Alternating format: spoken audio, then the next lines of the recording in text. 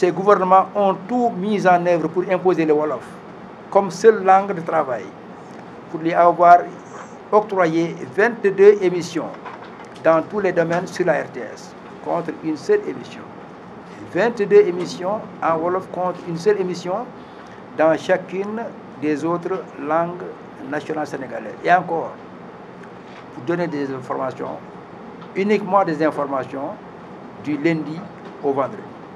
Pour avoir également choisi le français et le Wolof pour les discours officiels. Le Wolof, le français et l'anglais au niveau de l'aéroport international Blaise Diagne. Le Wolof, l'anglais et le français au niveau du Caire. Le Wolof, l'anglais et le français à bord de la compagnie nationale Air Sénégal. Le français et le Wolof au niveau du BRT, appelé encore Sunu BRT. Le Wolof pour les noms dans les programmes gouvernementaux et pour désigner des localités, des structures, des sociétés publiques ou des sociétés d'économie mixte, etc., etc. Chers amis, dénoncer un tel parti pris pour le Wolof ne relève pas de la part de Kautal Pelle Fulbe d'une volonté de récuser cette langue. Loin s'en faut. Ce que Kautal rejette, c'est plutôt le fait que la valorisation du Wolof se fasse au détriment des autres langues nationales sénégalaises qui devraient toutes être traitées sur un pied d'égalité. Nous ne demandons ni plus ni moins qu'un droit que nous reconnaît la Constitution sénégalaise. La Constitution du 22 janvier 2001, autant pour moi. Nous ne demandons que l'observance des dispositions législatives et réglementaires de notre pays. Rien de plus.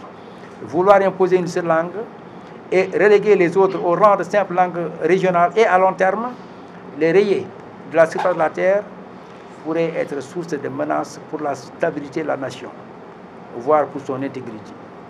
Aussi, conviendrait-il, pour la préservation de la paix sociale au Sénégal, de mettre un terme à cette politique de 2 poids 2 mesures, en faisant prendre les dispositions nécessaires de manière à assurer, premièrement, l'égalité dans le traitement des langues nationales du Sénégal dans tous les secteurs où leur usage est requis.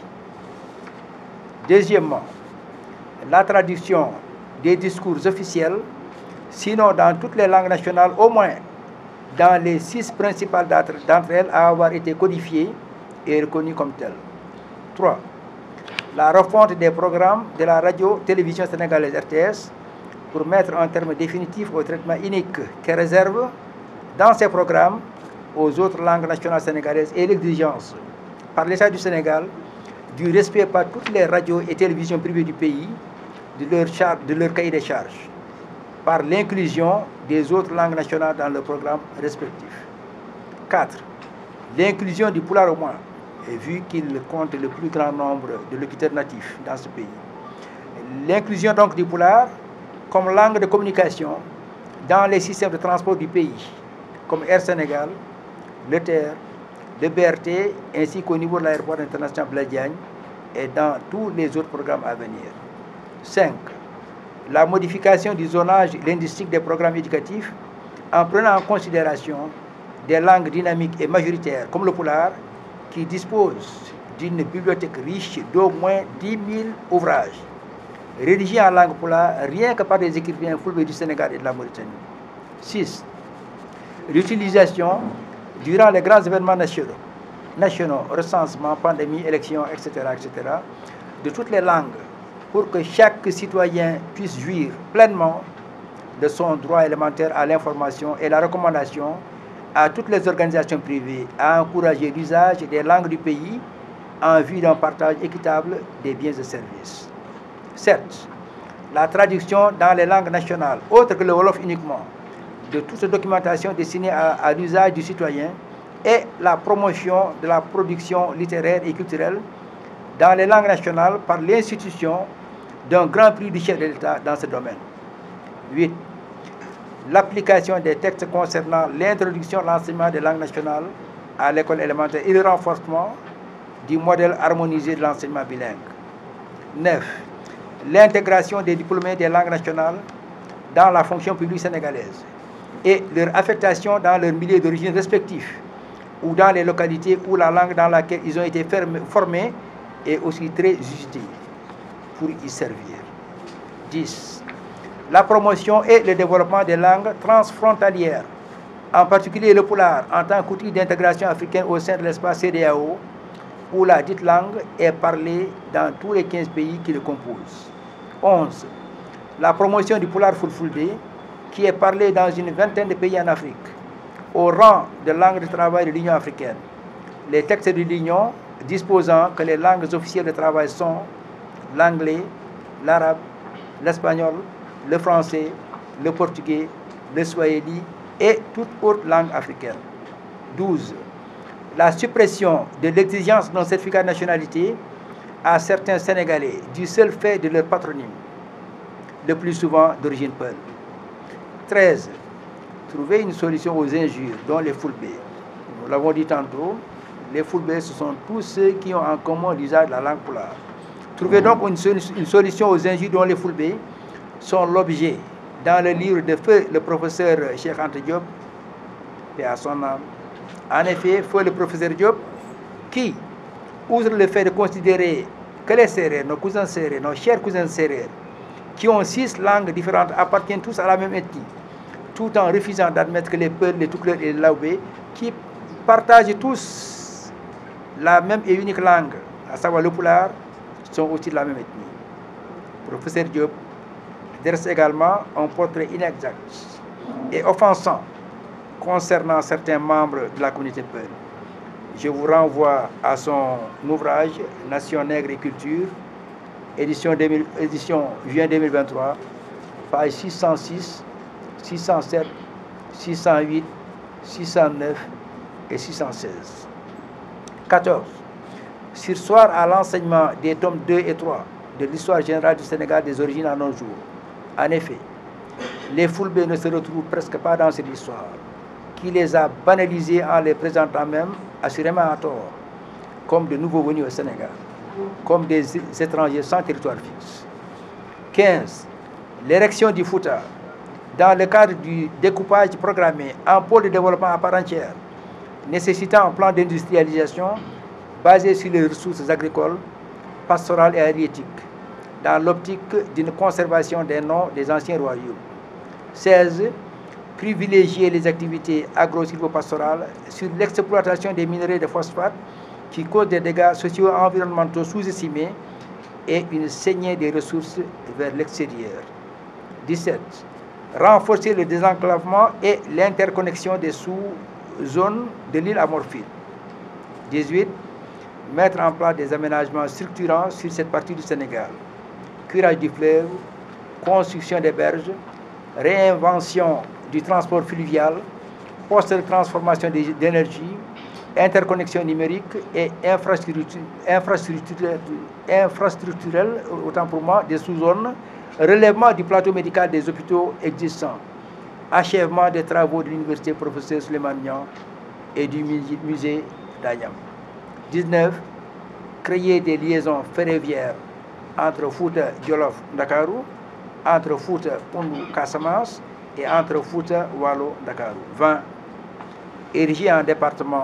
Ériger plutôt en région le département de Podor, le deuxième plus grand département du Sénégal en termes de superficie, après Tambacounda. Un département 2 à 3 fois plus grand que chacune des 8 sur les 14 régions que compte le Sénégal. Un département 164 fois même plus grand en termes de superficie que toute la région de Dakar, la capitale sénégalaise. Un département immensément riche en ressources naturelles. Chers amis, par la permission d'Allah Ta'ala, même l'islam, ce sont les Fulbe du Tekrour qui l'ont le plus répandu au Sénégal et dans toute cette partie de l'Afrique. C'est un secret de polichinelle également. Les Fulbe ont été les plus grands résistants à la pénétration coloniale en Afrique. Même les sources coloniales ont unanimement reconnu ce fait. Les pertes militaires que les Fulbe leur ont fait subir, en particulier au Fouta Toro, sont infiniment plus lourdes que celles réunies qui leur ont été infligées dans tout le reste de l'Afrique noire. Ce, depuis même l'époque pré-Almamal. Le Fouta et les Fulbe du Sénégal ne sont pas des étrangers, ne sont pas du tout étrangers, autant pour moi, à ce qui fait la grandeur de ce pays. Le Fouta et les Fulbe du Sénégal ne sont pas étrangers à ce qui fait l'histoire du Sénégal, le grand Sénégal, ceux des origines à nos jours. chers compatriotes, nous avons tout tenté jusque-là, sans succès, hélas. Nous avons alerté massivement, aussi bien avant qu'après la présidentielle du 24 mars 2024. Rien qu'au mois de décembre 2023, nous avions saisi quasiment toutes les autorités de la République, toutes les hautes autorités de la République, pour sensibiliser, entre autres, les chefs de l'État, Monsieur le Président de l'Assemblée nationale, Monsieur le Premier ministre, Madame la Présidente du Haut Conseil des collectivités territoriales, Monsieur le Président du Conseil économique, social et environnemental, Madame le garde des Sceaux, ministre de la Justice à l'époque, Monsieur le ministre de l'Enseignement supérieur et de la Recherche, Monsieur le ministre de l'Éducation nationale, Monsieur le ministre de la Culture, Monsieur le ministre de la Communication, des Télécommunications et de l'Économie numérique, etc., etc., sans parler des nombreux députés à l'Assemblée nationale, des maires, des chefs religieux, des chefs coutumiers, et récemment en février 2024, des organisations de la société civile comme Jamra ou encore l'ONG 3D. En juin 2023 aussi, nous avions tout fait pour rencontrer Monsieur le coordinateur et représentant du chef de l'État au niveau du dialogue national. Cette démarche n'ayant pas abouti, nous lui avions fait parvenir, par l'intermédiaire de son conseil spécial, un document dans lequel nous avions consigné nos principales préoccupations. Tout récemment aussi, nous avons saisi son Excellence Monsieur le Président Bassirou Diomaye Diakhar Faye à travers un mémorandum et une lettre ouverte, respectivement des 6 et 11 mai 2024, et sollicité par la même occasion une audience afin de mieux le sensibiliser sur nos principales préoccupations. Bref, toutes ces hautes autorités ont été informées et priées d'œuvrer afin qu'il soit mis fin à cette situation, faisant de nous comme des citoyens de seconde zone dans les médias et l'espace public. Ne perdons jamais de vue cependant qu'Allah l'Omniscient a fait de nous des hommes et des femmes de différentes couleurs et de différentes langues, afin que nous échangions et nous enrichissions mutuellement par nos différences. Nous relevons par ailleurs que certains patronymes sénégalais, qui se prononcent pourtant de la même manière, sont écrits variablement, occasionnant souvent et inutilement d'innombrables demandes de jugement ou de certificats d'individualité. Dans le même ordre d'idée, bon nombre de prénoms et autres noms des villages sont mal écrits. Aussi, une harmonisation s'imposerait-elle. Il suffirait pour ce faire d'instruire la direction de l'État civil du Sénégal de dresser la liste de tous les patronymes sénégalais, c'est-à-dire tous les noms de famille sénégalais, et de standardiser pour les futurs enfants l'orthographe des noms de famille qui se prononcent de la même manière. Conscient que le Sénégal ne pourrait se développer dans la paix et la stabilité en niant des pans entiers de sa culture et de ses langues, Kautal Pelle Fulbe compte sur la compréhension de tous et de chacun pour que justice soit faite sur les questions sous-évoquées dans l'intérêt de notre pays, le Sénégal que nous chérissons tous.